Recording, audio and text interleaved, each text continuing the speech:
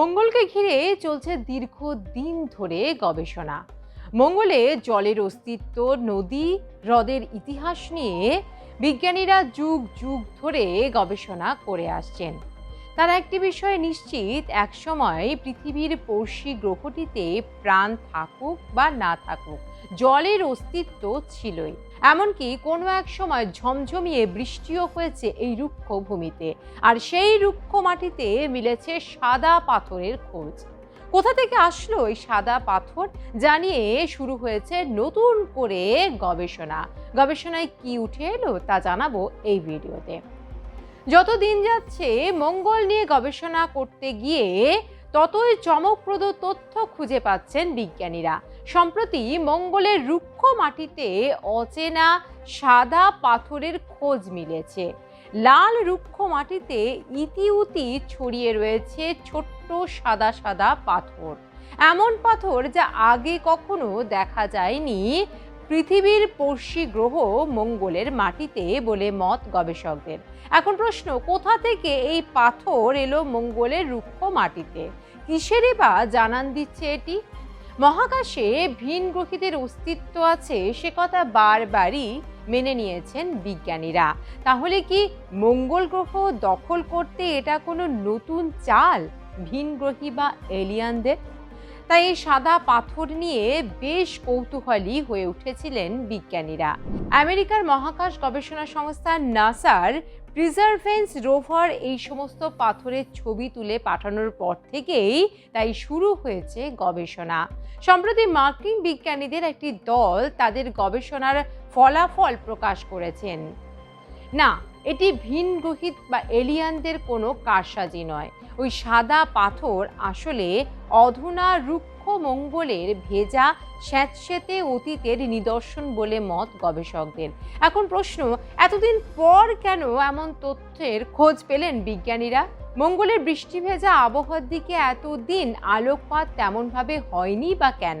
এতদিন পর রুক্ষ মঙ্গলের সাদা পাথরের খোঁজ পাওয়া গেল কিভাবে জানিয়ে শুরু হয়েছে নতুন করে জল্পনা এবং পরীক্ষা।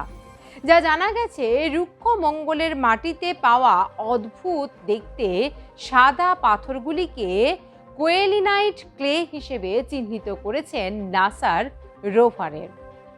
এগুলি সাদা অ্যালুমিনিয়াম সমৃদ্ধ এক ধরনের পাথর যা পৃথিবীতেও পাওয়া যায় বলে মত বিজ্ঞানীদের। এখন প্রশ্ন, কিভাবে তৈরি হলো এই কোয়েলিনাইট ক্লে? গবেষকদের মতে দীর্ঘ সময় ধরে জলের সংস্পর্শে থাকার ফলে পাথর এবং পলি থেকে যখন অধিকাংশ খনিজ পদার্থ ধুয়ে মুছে সাফ হয়ে যায় তখন শিলা এমন সাদা বর্ণ ধারণ করে, আর তখনই তৈরি হয় এই ধরনের ক্লে। বিজ্ঞানীরা এও জানিয়েছেন, লক্ষ লক্ষ বছরের টানা বৃষ্টি, অনবরত উষ্ণ ও স্যাঁতসেঁতে আবহাওয়া এই ক্লে তৈরির অনুকূল। তাছাড়া এই ধরনের পাথর তৈরি হওয়া সম্ভব নয় বলেই মত বিজ্ঞানীদের। এই ধরনের পাথর পৃথিবীর বুকেও সৃষ্টি হয়। পৃথিবীর ক্রান্তীয় উষ্ণ গ্রীষ্মপ্রধান এলাকায় এমন পাথর প্রায়ই দেখা যায় বলে মত গবেষকদের। বিশেষ করে পৃথিবীর রেন ফরেস্টগুলিতে এই পাথরের নমুনাও রয়েছে। কিন্তু মঙ্গল সম্বন্ধে এতদিনের সঞ্চিত জ্ঞান তো এমন কোনো বৃষ্টি ভেজা অতীতের কথা মনে করছেন না বিজ্ঞানীরা। মনে করা হচ্ছে নতুন আবিষ্কারে সেই ধারণা বদলে যাবে। মঙ্গলেও একটা বৃষ্টি ভেজা অতীত ছিল, তার খোঁজ এই পাথর দিয়েই শুরু হতে পারে বলে মত গবেষকদের। এর মাধ্যমে মঙ্গলে কোনো কালে প্রাণীর অস্তিত্ব ছিল কিনা তারও খোঁজ মিলতে পারে বলে মত বহু গবেষকদের মতে এমন পাথর তৈরিতে প্রচুর জল দরকার। মনে হচ্ছে এটাই প্রাচীন উষ্ণ স্যাঁতসেঁতে মঙ্গলের উৎকৃষ্টতম উদাহরণ, এমনটা কিন্তু মত বিজ্ঞানীদের। নাসার রোভারের সাহায্যে মঙ্গলে যে সমস্ত কোয়েলিনাইটের প্রমাণ মিলেছে সেগুলো সব ক্ষেত্রে আকারে কিন্তু ছোট নয় বলেও মত বিজ্ঞানীদের। ক্ষুদ্র পাথরের টুকরো থেকে শুরু করে বড় বড় সাদা পাথরের চাইও রয়েছে সেখানে, এমনটা কিন্তু মত বিজ্ঞানীদের। পৃথিবীতে প্রাপ্ত এই ধরনের পাথরের সঙ্গে মঙ্গলের পাথরের নমুনা পরীক্ষা করেও দেখা হচ্ছে। মঙ্গলের আবহাওয়া, বায়ুমণ্ডল এবং বছরের পর বছর ধরে কিভাবে তা বিবর্তিত হলো, এই নমুনা থেকে তার হদিশ মিলতে পারে বলে মত বিজ্ঞানীদের। আর এই পাথর থেকে অনেক কিছু তথ্যও পাওয়া যেতে পারে বলে মত বিজ্ঞানীদের। এই পরিস্থিতিতে স্যাঁতসেঁতে আবহাওয়া এমন রুক্ষ পাথরে শীতল আবহাওয়ায় পরিণত হতে পারে, বিজ্ঞানীরাও সেই হদিশ পেতে মরিয়া। তাই মঙ্গল নিয়ে চলছে জোর কদমে গবেষণা। যদিও মঙ্গলের সাদা পাথরের উৎস সম্বন্ধে বিজ্ঞানীরা এখনো সম্পূর্ণ তথ্য পাননি, কিছুটা অন্ধকারেও রয়ে গেছেন তারা।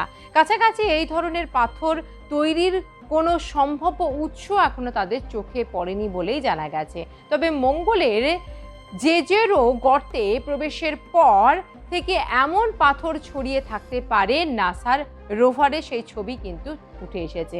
বিজ্ঞানীদের অনুমান, এই গর্তে একসময় বিশাল একটি হ্রদ ছিল, তাতে জলের অস্তিত্বের অনেক প্রমাণও রয়েছে বলে মত তাদের। তবে সেখানেই এমন পাথর প্রথম তৈরি হয়েছে কিনা স্পষ্ট নয়। তবে শুধু মঙ্গলের এক জায়গা নয়, বিভিন্ন প্রান্তে কিন্তু ছড়িয়ে ছিটিয়ে রয়েছে সাদা এই ধরনের পাথর, যা উপগ্রহ থেকে তোলা ছবি থেকে লক্ষ্য করা গেছে। তবে নাসার সেই রোভারকে কিন্তু এখনো পর্যন্ত সমস্ত স্থানে পাঠানো হয়নি। নাসার রোভার যাতে বিভিন্ন জায়গায় পৌঁছতে পারে এবং পুঙ্খানুপুঙ্খ বিশ্লেষণ যাতে করতে পারেন বিজ্ঞানীরা, সেই দিকেই কিন্তু এখন তারা মন দিয়েছেন।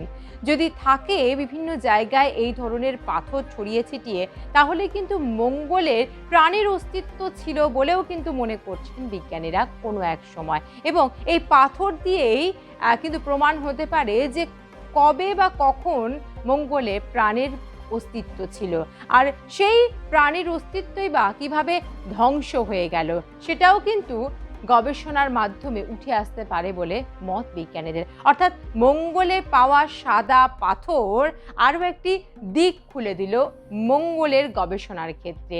এই রুক্ষ লাল গ্রহটি আরও বেশি আকর্ষণীয় হয়ে উঠল তার সাদা পাথর দিয়ে, এবং সেই সাদা পাথরকে ঘিরে পরবর্তীকালে আরও গবেষণা এবং পরীক্ষা নিরীক্ষার পর উঠে আসতে পারে মঙ্গলের অতীত, এবং সেই অতীতের মাধ্যমেও হয়তো প্রাণের অস্তিত্ব সেক্ষেত্রে খোঁজ মিলতে পারে যে মঙ্গলে কোনো এককালে হয়তো প্রাণের অস্তিত্ব ছিল।